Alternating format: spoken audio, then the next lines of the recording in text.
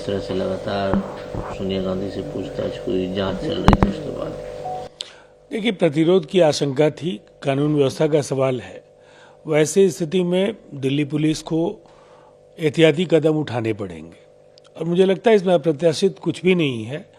जो मौके की नज़ाकत और वहाँ के हालात हैं, उसकी स्थिति को देखते हुए ये निर्णय लिया गया है। लेकिन कांग्रेस ने तो इस पर अपना कड़ी प्रतिक्रिया जताई है और ट्वीट किया है कि सत्य की आवाज़ नहीं डरेगी, पुलिसियों पहरों से गांधी के अनुयायी लड़के जीतेंगे इन अंधेरों से। जिस तरह से कांग्रेस, देखिए, कांग्रेस को नेहरू गांधी परिवार के बचाव की बजाय जनहित से जुड़े मसलों पर अपनी आवाज़ बुलंद करनी चाहिए। अगर भ्रष्टाचार का मामला है और राहुल गांधी और सोनिया गांधी के पास अपने पास समर्थन में पर्याप्त सबूत हैं, तो वैसी स्थिति में उन्हें ईडी की कार्रवाई से डरना नहीं चाहिए। लेकिन देश की जनता की जो अभी समस्याएं हैं, महंगाई बढ़ रही है, मुद्रास्फीति को लेकर के कठिनाइयां लोगों की बढ़ी है, आरबीआई ने रेपो रेट को लेकर के कई फैसले किए हैं, इन मुद्दों पर अगर कांग्रेस जमीनी आंदोलन करे तो एक सार्थक विपक्ष की जो भूमिका है उसका वो निर्वहन कर पाएंगे। सेंट्रल ने आज विड्रॉ कर लिया है personal data protection bill Lok Sabha से। देखिए, मुझे ऐसा लगता है बिल को टेबल करने के पहले अगर किसी भी विधेयक का अध्ययन कर लिया जाए और सभी दलों की सहमति सुनिश्चित की जाए तो अनावश्यक टकराव या बिल की वापसी जैसी समस्याओं से ट्रेजरी बेंच बचेगी। ये जो पीएमएलए अमेंडमेंट हुआ है, इस पे अपोजिशन ने काफ़ी शंका जताई है और कहा कि इसकी रिव्यू होना चाहिए। देखिए, परेशानी क्या है, कई ऐसे फैसले हैं जिन फैसलों में अगर विपक्ष को शामिल करके केंद्र अगर अपनी योजनाएं बनाए तो इस पर अनावश्यक टीका टिप्पणी और विवाद नहीं होगा।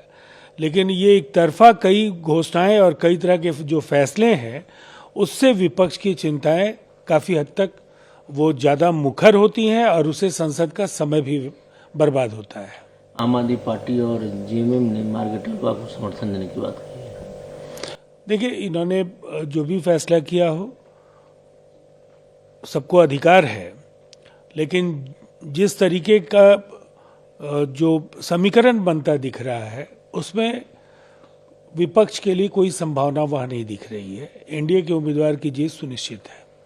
ममता बनर्जी ने अपने कैबिनेट का विस्तार किया, 9 नए चेहरे मिले जिसमें बाबुल सुप्रियो, पार्था भौमिक हैं। मंत्रिपरिषद मुख्यमंत्री जी का विशेषाधिकार है और उन्होंने जिन्हें भी शामिल किया है उन्हें शुभकामनाएं।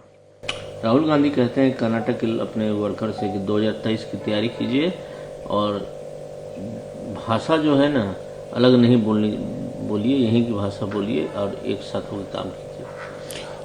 ये बिल्कुल सही नसीहत है, लेकिन सवाल ये है कि चुनाव में वो खुद कितना वक्त देंगे।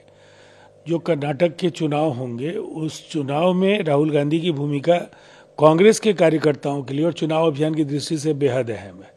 लेकिन अब तक जो होता रहा है, राहुल गांधी के पास कांग्रेस पार्टी को जो अर्श से फर्श पर पहुंचने का ये सफर है उसे उबारने की दिलचस्पी नहीं दिख रही है।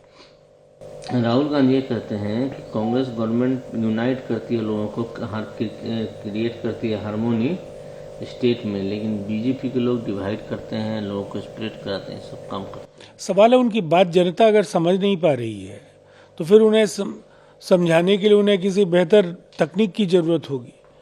अगर कार्यकर्ताओं के बीच जान फूंकना है और मतदाताओं के बीच कांग्रेस की विचारधारा को जन जन तक पहुंचाना है तो राहुल जी को विदेश यात्राओं के मोह से मुक्त होना होगा।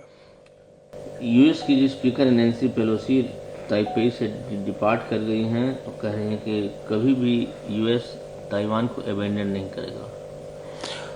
देखिए, पालुमी ने एक साहसिक कूटनीतिक निर्णय लिया है। जो